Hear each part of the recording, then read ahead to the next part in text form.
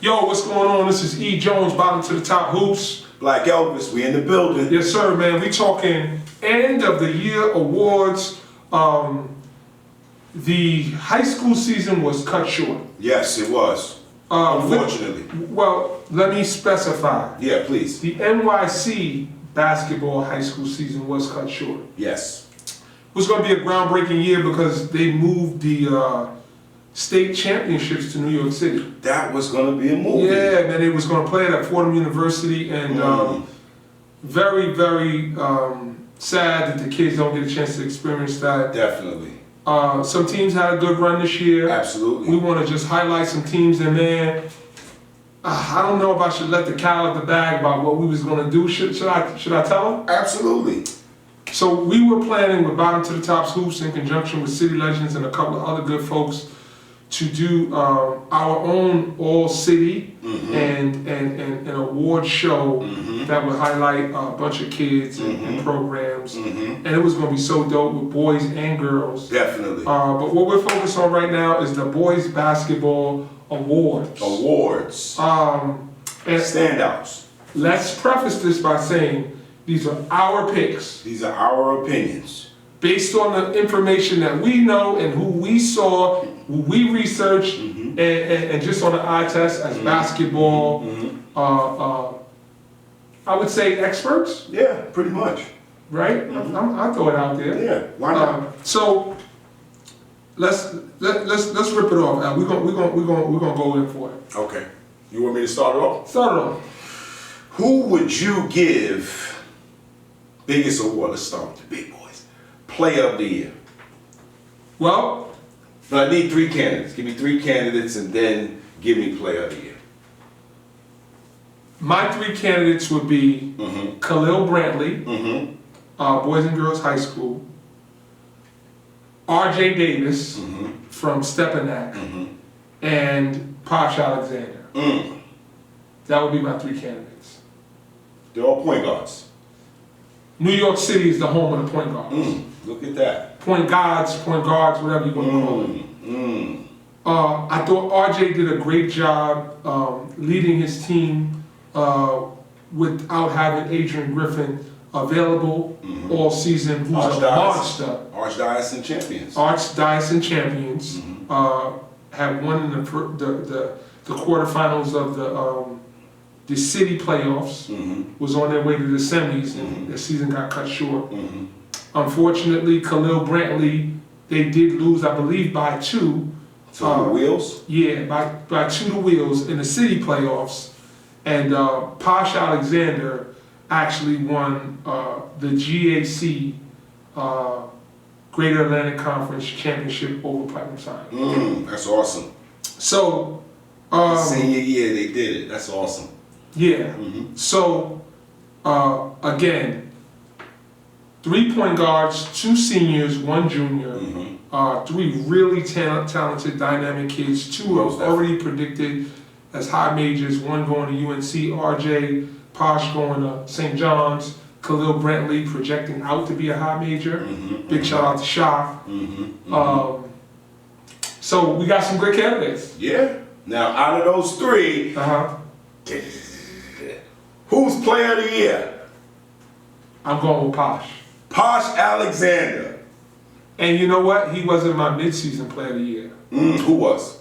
Khalil Brantley was. I believe, yeah, Khalil was. Yeah, he was. You know why I'm going with Posh? Why? I just saw how he played on the biggest of stages. And I saw the level of competition, the guys he played against. And he always rose to the moment. Got you. Actually hit the 2 free throws to win it against Putnam Science to seal the deal. They were up 2. If he made 2 free throws, it was over. He nailed both of them. I think that was the moment that I gave it to him. Because I'm about what you do when it counts. Yeah, pretty much. You know, don't give me 30 and 15 of them when it was blowout time. I don't like stat packs. I want you to, do it when that smoke is real. It's that smoke. Yeah, so Posh, for what it's worth, you're the Bottom to the Top's player of the year. Shout out to all of the candidates that we choosing, that we are highlighting, that we are saying that's our standouts. Yup. So that's that. Okay. Let's see. I would have to honestly go from, who would you say is most improved?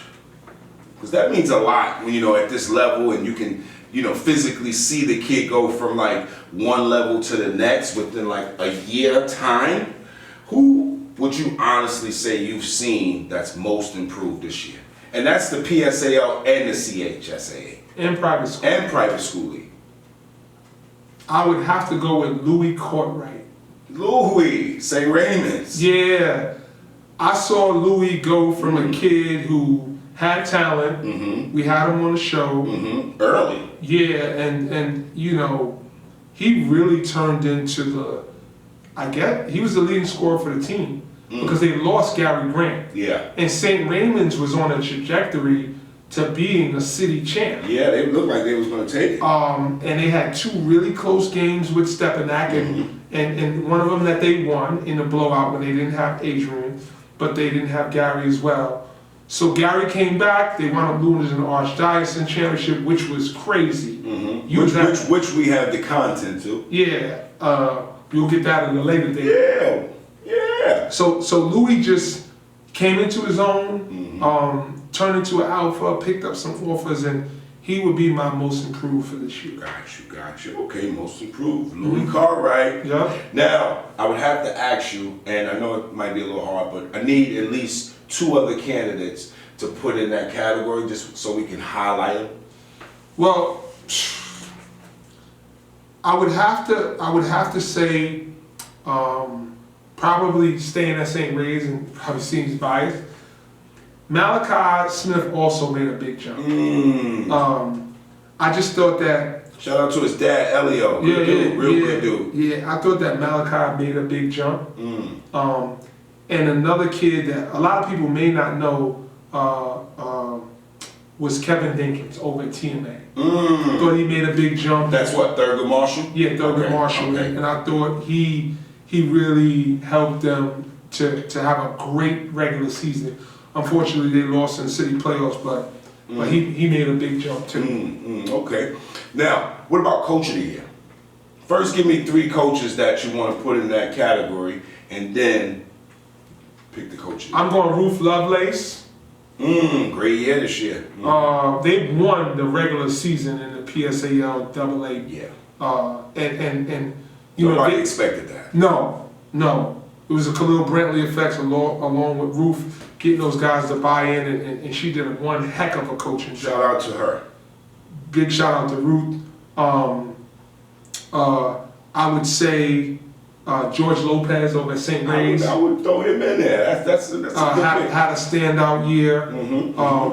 Losing Gary and still maintaining. Right. And Peter Way with everything he did at OSL. So I'm going with co-coach of the year. Who? I'm going with co-coach of the year. You can't do co-coach. That's what you tell people on the show. You tell people this every show. No, they be doing it though. They do it. They doing it. Charles Jones did it. Everybody be doing it. Dylan Musu did it. Yeah. Terrence Richard did it. Trey Barrett did it. I'm doing it. Co-coach of the year. All right, co-coach of the year. Peter Way and Ruth Lovelace. Major. Congrats, Peter Way also won the Coach of the Year for the grind session. Which, like, that level of competition, guys, if you don't know, is very high level, 4-star competition. Yeah.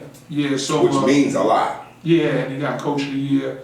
Posh also made first team for that. Jalen Green, who will be an NBA player, was the player of the year. But I thought Ruth and Pete, Pete had a monster of a team, but he got those kids to buy in and play the right way. So I thought that was a great coaching job. And Ruth just really coached those kids up and led them to a championship. And boys and girls is here to stay. Yeah, she brought them back. Yo. All right. I weasel my way out. Yeah, I see. Which you did it gracefully too. So Appreciate it's it. all good. All right, what about team of the year? Who would you give team of the year? The team that, even though in the beginning of the year people kind of knew about them, but they really turned out during the season. My candidates are Candidates, thank you. 3.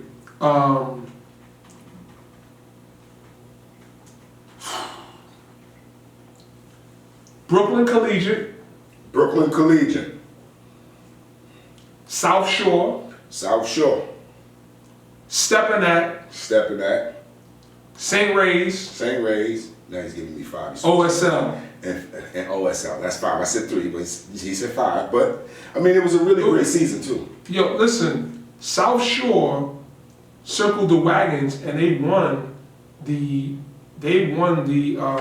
borough playoffs. And big shout out to Billy Turnage, man. It was an up and down year, but they won the borough playoffs in the Bronx. With Wings? Wings won. Wow. They came back. He must have did some hell of a coaching. Yeah, man. And not taking nothing away from the kids, look, but I see them early. Ryan Queen, Eagle Academy, salute, great year. They lost to Billy in the city playoffs, and they just lost in the city playoffs a couple of weeks back. They lost to South Shore. So South Shore was headed to the Final Four. So team of the year, I'm going Cole. Cole again? Oh, he's feeling generous. Yeah, okay, got you. What you want me to do? 1. OSL. One team. OSL is the team of the year. The reason why, now I'm going to break it down. I was going to say OSL, but what we don't want to do is look biased on the show. But let me teach you a thing or two. It depends what level of competition, for one, you play against. Just like in college, there's an AP poll, like an RPI poll. If you're in the ACC, you probably playing a ranked opponent every other night. Agreed. Compared to playing in the MAC or the Atlantic 10. Respect to those conferences. And not taking nothing away from those conferences. Shameless plug.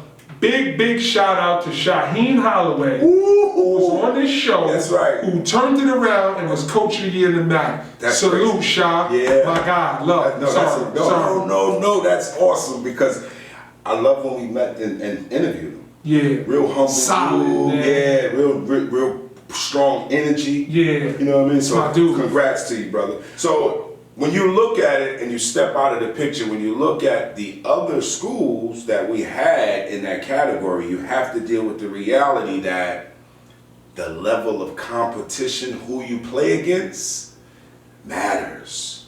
That's why EYBL is, you got Roy Williams and all these dudes sitting there, not taking nothing away from nobody, but that it's the highest level of competition. And that's what I wanted to just take a little time to say. You have to, even if you don't have a tough schedule, coaches, you have to at least try to play 4 or 5 games where you're playing up, just to give your kids that experience. They need that. You need to see where they really are. They need that, because now they go and they play against, like, let's just say I'm a South Shore, and I play against an OSL.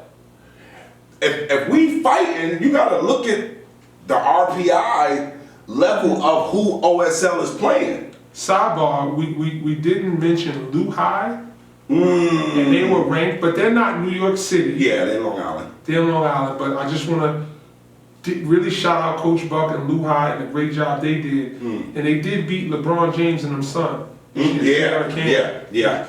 Big shout out to them. They represent and they got city kids, so don't want to not definitely leave them out. But also, L, just so you know, OSL did scrimmage a couple of those schools that we're talking about. So I got mapped up though, but anyway, all right. So let's go to Defensive Player of the Year. This is a tough one, Al, because I watched a lot of basketball, some of it in person, some of it, remotely. And I can't say that there were kids who really stood out defensively. Got you. However, there was a kid who stood out defensively. So that's a tough one, man. I'm gonna say this. I don't think it's fair to even give a defensive player of the year out because I don't have enough knowledge. Got you. You know what I'm saying? Yes. Like, we want to be honest on this show. Absolutely, transparent right? and honest. And if we don't have it and I haven't seen it, I would just be pulling information and just saying, oh, this kid. But if there's other kids who are lockdown offenders, I don't want to slight anybody. The other stuff is no brainer. Gotcha. So we're gonna leave that one vacant. Okay, we're gonna. You know what? Put the comments in the video. Yeah. Send us the info. Tell us who it is. We'll get back on and give out defensive player of the year. How about that? For sure. Still Corona. Still Corona season. All right, so where we at? We did coach of the year. We did player of the year. First team. First team. You gotta break that down. The best players in the year, we're giving out 6. Okay. We're giving out the top 5 players. Yes. And then an MVP. Beautiful. Beautiful. Well, let me see if I can give you some of them and you say yay or nay. Okay. R.J. David. Yes. Khalil Bradley. Yes. Posh Alexander. Yes.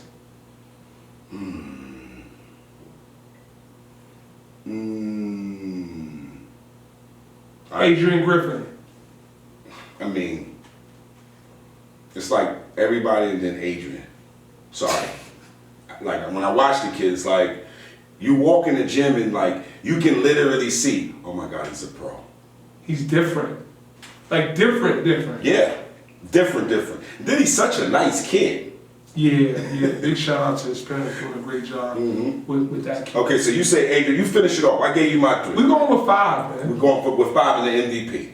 We're going with 4 in the MVP. Oh, beautiful. We're going with 4 in the MVP because those 5 is a solid, those 4 is a solid 4.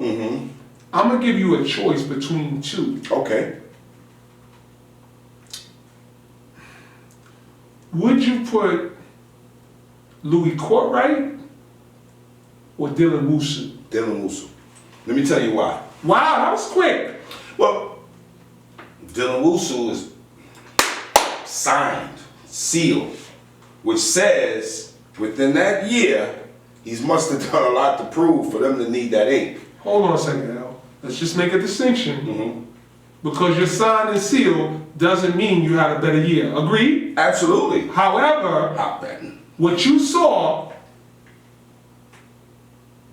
I told you, real, transparent. Yeah, what'd you see from Dylan Wusu? Well, what I seen was, when you look at it, it's probably, if you put him in the CHSAA, he'd probably be the best player in the CHSAA.